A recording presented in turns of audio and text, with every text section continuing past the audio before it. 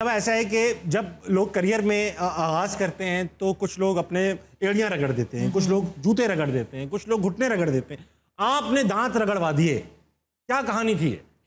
दांत इस तरह रगड़वा दिए कि जो पैशन होता है ना ताबिश, वो इंसान से ना बहुत कुछ करवाता है। ऐसे ही। अच्छा, पैशन था तो नहीं, क्योंकि मैं तो एक सिंपल, मैंने मैट्रिक किया और मुझे फारिग बैठने का शौक़ नहीं था, तो मैंने एक स्कूल में टीचिंग कर ली। अब वहाँ पर टीचिंग तो करती थी लेकिन बच्चों को पढ़ाती कम थी, ख़ुद की तैयारी, टीचर से खड़े होकर बातें करनी, और उधर ज़्यादातर आर्टिस्टों के बच्चे आते थे। जी हाँ। तो एक वीना आलम थी, एक हमारी आर्टिस्ट, अब तो उनकी डेथ हो चुकी है, तो उनकी भतीजी या भांजी थी, तो वो मेरे साथ बड़ी अटैच थी। तो उन्होंने मुझसे कहा कि घर जाकर ये बच्ची आपकी बड़ी वो, आपको कोई काम हो, कहीं आपको स्टेज देखना हो तो आप मुझे बताएं, मैं आपकी ये ख्वाहिश। मैंने कहा नहीं, मुझे स्टेज देखने का शौक़ नहीं है, मुझे टीवी स्टेशन विजिट करने का शौक़ है। अच्छा, मुझे बिल्कुल शौक़ नहीं था, मैंने ऐसे ही कह दिया क्योंकि स्टेज पर तो स्टेज देखने की तो घर से परमिशन नहीं मिल रही थी। तो मैंने कहा उन्होंने कहा मैं अभी वहीं जा रही हूँ, चलेंगी आप?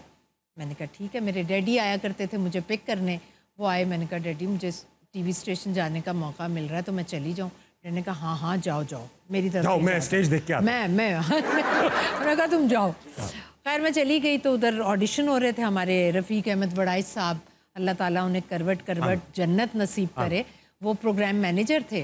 उन्होंने कहा कि भाई पीटीवी की बात हो, ये पीटीवी की बात, और ये 80 की बात है, 1981 की 81 मेरे पैदा होने में अभी वक्त है ना, तो मेरा ज़रूर नहीं हुआ। हाँ 81। देखिए कितना जिगरा है मेरा कि मैं बताती हूँ कि ये 81 की बात है और मैंने मैट्रिक 91 पे कोई यकीन तो नहीं करेगा। खवातीन का जिगरा हो सकता है इतना, लेकिन मेरा है, क्योंकि इतने एक्सपीरियंस के बाद आप जहाँ पहुँचते हैं ना, पीछे बहुत अचीवमेंट होती है। तो एज तो जस्ट अ नंबर, मुझे वेरी कॉम्प्लेक्स नंबर। तो बस फिर मैं ऑडिशन हो रहे थे, मैंने भी ऑडिशन दे दिया। तो वो 25-26 लड़कियां को फाइनल ऑडिशन। और ये ऑडिशन किस चीज़ के हो रहे हैं? ये अनाउंसर के, जो ये बताती हैं कि आप ये प्रोग्राम आने वाला है, इसने ताउन किया है, इसने ताउन किया।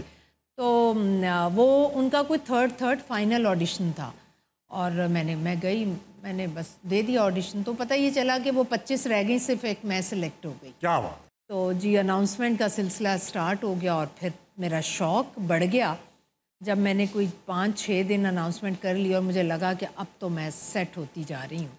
तो एक दिन वो हमारे जनरल मैनेजर थे MNH, ये नाम मोहम्मद निसार हुसैन, बहुत बड़े डायरेक्टर थे। खुला बना मोहम्मद निसार हुसैन, हाँ, वो बहुत बड़े डायरेक्टर थे। तो वो GM थे। उन्होंने एक दिन देखा तो उन्होंने कहा कि ये कौन है लड़की? नहीं। उन्होंने बताया कि जी हाँ जी नहीं है, 5-6 दिन से अच्छा काम कर रही है, अच्छी अनाउंसमेंट कर रही है, बुलाई नहीं। मैं आई और उन्होंने कहा अच्छा आप हैं, जाएं आप ड्यूटी करें। मैं चली गई। दूसरे दिन उन्होंने कहा कि अभी आप कुछ दिन रेस्ट करें। मैंने कहा क्यों? फिर उन्होंने बताया कि, और मैं तो फ़ोन करती जा रही थी रफ़ीक साहब, फॉलो अप कर रही थी, क्या रफ़ीक साहब क्या वजह है, क्या वजह है? उन्होंने कहा अच्छा आ जाएं, मैं आपको दिखाता हूँ। तो वो VTR में ले गए, उन्होंने मेरी अनाउंसमेंट दिखाई। तो मैं दुबली पतली तो थी, इतनी पतली सी। तो उन्होंने कहा ये जो 2 दांत है ना, ये उन्होंने एक बहाना बनाया कि ये, लेकिन अनाउंसर तो नजर नहीं आता। नहीं, वो उस वक्त नजर आती। अच्छा, उस वक्त नजर आ रहा था। बिल्कुल ऐसे बॉक्स में आपका इतना फेस और ये बस इतनी बॉडी होती थी। तो उन्होंने कहा कि ये दांतों का मसला है, ये बड़ा अच्छा कहते हैं। वो उन्होंने बहाना बनाया। एक्चुअली GM को पसंद ही नहीं आया। उन्होंने कहा इतनी ये बिल्कुल भी नहीं, ये मुझे नजर ना आए। पता नहीं घर से लड़के आए थे, क्या था, मूड अच्छा नहीं था, कहीं नजर ना आए मुझे। अच्छा, इतनी नफरत कर रहे थे? हाँ, उन्होंने कहा कि बस उन्होंने यही कहा ना, उन्हें GM थे ना, नहीं कर सकते थे। फिर मैं जब चौथे दिन फिर मैंने उन्हें फ़ोन करना शुरू कर दिया। उन्होंने कहा बीबी अब क्या है? मैं कहा सर मैं आना चाहती हूँ, मिलना चाहती हूँ। GM से कहा मैंने। उन्होंने कहा आ जाओ। तो मैंने आते ही कहा मैंने कहा क्या? मैंने कहा मैंने तो ग्राइंड करवा लिए दांत, जो कि थे भी नहीं, लेकिन मैं डॉक्टर के पास गई। मैंने कहा अगर ये अब बहाना करो, अब बहाना करो। फिर उन्होंने कहा कि नहीं ये बहुत पैशनेट है।